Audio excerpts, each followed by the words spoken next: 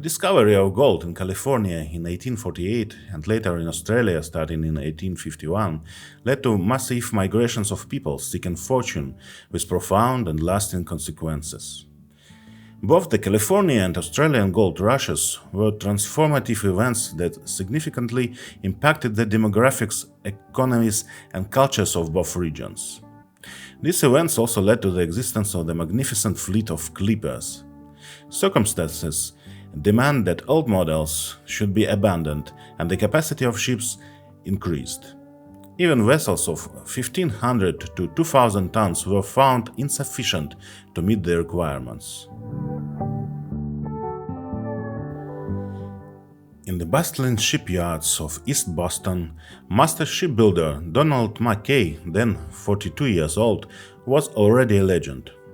His clipper, Flying Cloud, had set the record for the voyage from New York to San Francisco in 1851, a blistering 89 days, and his Soaring of the Seas had shattered speed records with a day's run of 430 miles in 1852. But McKay was not satisfied. The gold rushes of California and Australia demanded ever larger cargoes and faster passages to outrun the fierce competition. So McKay dreamed bigger than anyone dared. A vessel so vast she would silence every doubter.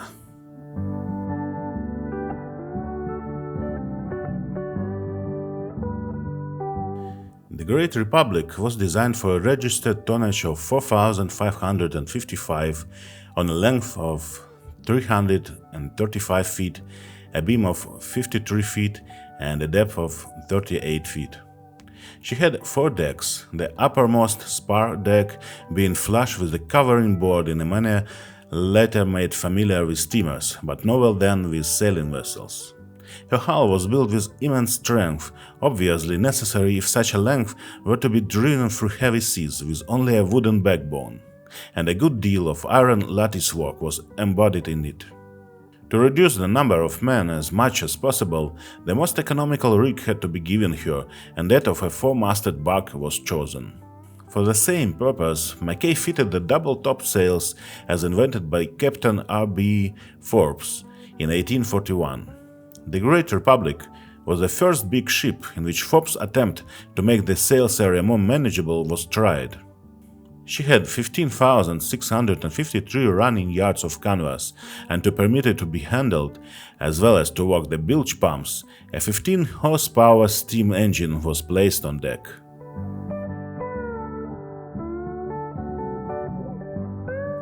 McKay was anxious to have the ship launched on his 43rd birthday, but it was not possible to finish her in time, and about a month later, on October 4th, 1853, she finally took the water in the presence of over 50,000 spectators, Boston having a public holiday for the occasion. The Great Republic was not only the largest clipper ever built, she was the largest wooden sailing ship the world had ever seen. She embodied McKay's triple ambition: to maximize cargo economy, to showcase American craftsmanship, and to stand as a giant among giants on the world's oceans. Her name came from Henry Wadsworth Longfellow's poem The Building of the Ship, evoking the promise of America as the Great Republic, a nation commanding the seas. But even as she floated proud and new, old salts whispered of ill omens. The superstitious, who were already doubtful about building a ship of such dimensions, were horrified when she was christened with a bottle of cochuchate water instead of champagne. Legend says a band of apprentices had stolen and drunk the champagne the night before. And in that chill October air, McKay couldn't know that disaster waited just around the corner. After fitting out, the Great Republic was towed from Boston to New York by the tug R.B. Forbes, named after the ingenious captain who had invented her double topsails. Captain Forbes persuaded McKay to take advantage of the interest that she created to make a small charge for the privilege of inspecting her, the sum to go to establishing the projected snug harbor for aged seamen in Boston. The idea was a great success. Thousands flocked to see the wonder ship as part of their Christmas entertainment in New York, and the snug harbor received enough money to start operations. But that was an end to the luck of the great vessel. By December 26, 1853, she was nearly ready to sail, fully loaded with food and provisions for Liverpool, then on to Australia, carrying emigrants and cargo to the goldfields. But fate intervened. On that winter day, a spark from a fire on Front Street drifted onto her rigging. Within minutes, flames raced up her towering masts. The fire brigade of the day could not reach the lofty sails. Desperate sailors cut down burning spars, but the fore topmast plunged through her decks, igniting the cargo deep below. By dawn, the Great Republic lay scuttled at her berth, burned to her waterline. A $300,000 dream gone in a single night. The wreck cost McKay dearly. Insurers paid out around £47,000, but he never recovered the financial blow and the heartbreak. Yet the Great Republic was too mighty to vanish so soon. The famed clipper captain Nathaniel Palmer, on behalf of the company A. A. Lowe and brother, bought the charred hull. Over the winter of 1854–55, she was raised, patched with iron bracing, and rebuilt at Snedden and Whitlock's yard in Greenpoint, Long Island. She emerged smaller, her upper spar deck gone, her masts cut down by 17 feet, her main yard trimmed from 120 feet to 100 feet. Her registered tonnage dropped to 3,357. The original crew was to have been 100 men and 30 ordinary seamen and boys, but as she reappeared, she demanded 50 able seamen with 12 or 15 ordinary seamen and boys. But she remained the world's largest clipper afloat. On February 24, 1855, under Captain Joseph Limeburner, she sailed again. 19 days later, she dropped anchor in Liverpool.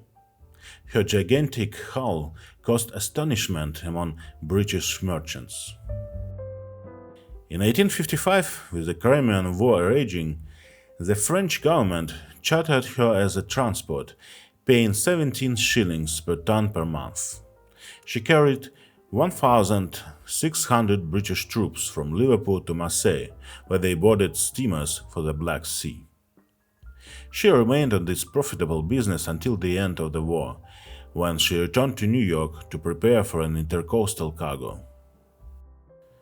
She sailed from New York in December 1856, broke the record by crossing the equator in 15 days 18 hours from Sandy Hook, and finally, in spite of being delayed for 5 days by calm and fog off the Californian coast, made San Francisco 92 days out. On one legendary day, she logged 413 nautical miles, a blistering average of 17 knots, proving that McKay's radical design was sound. From San Francisco, she carried thousands of tons of guano from Peru's Chincha Islands to London, but storms near Cape Horn battered her so badly that she had to shelter for 6 months in the remote Falkland Islands for repairs in 1857–58.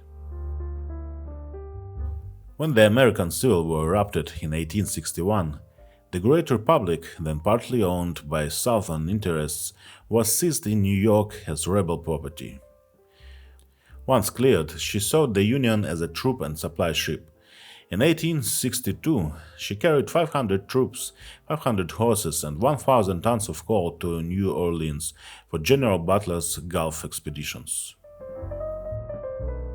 In February 1862, she was again taken up by the government for General Butler's expedition to Ship Island. Curiously enough, being towed part of the way down by the tug R.B. Forbes, which had taken charge of her after her launch. Of the island, during a gale, she collided with the transport Idaho. She had been bunkering Federal men of war when the gale started, and both ships drove onto the mud banks. She was, however, salved with very little difficulty, although she was ashore again a few days later and was eventually returned to her owners as being too big for transport work. About that time, her jigger was removed, and she became a three-masted ship.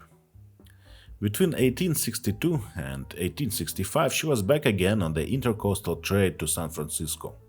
Some of her voyages were exciting because at that time the American Navy was demanding all the best men, and merchant ships sailing from New York had to be content with what they could get. Shortly before her last round voyage, Captain Limeburner, who had been in command since her reconstruction, retired and was succeeded by Captain Josiah Paul, who did the best that he could with a poor crew at his disposal. After the war, the Great Republic was laid up in New York until 1867, when she was sold to a Nova Scotia owner, and then in 1869 to the Merchants Trading Company of Liverpool. She was renamed the Denmark, an ignoble name for McKay's King of Clippers.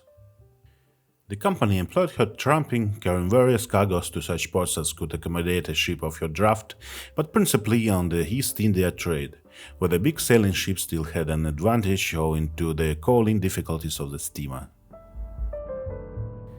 In this undignified role, she sailed from Rio in ballast in January 1872, ordered to St. John, New Brunswick, to load a cargo of lumber, the sailing ship's last hope for the United Kingdom. For a long time past, she had been given a good deal of trouble. Her huge hull had strained badly, having been driven on the Californian trade, and she had been fitted with two unusually large double-acting pumps. When on March 2, 1872, she was caught in a strong gale from the northwest near the Bermudas, a leak, which had been patched on her previous voyage, became very much worse, and for 3 days the water gained steadily on the pumps. Then the wind took off, but as there were 12 feet of water in the hold and no chance of getting to the leak, the master decided to abandon her, and all hands reached Bermuda safely in the boats. As the ship was still afloat when her crew left her, there was talk on her being salvable, and it was even planned to fit out an expedition to search for her. But she was never seen again, and probably foundered.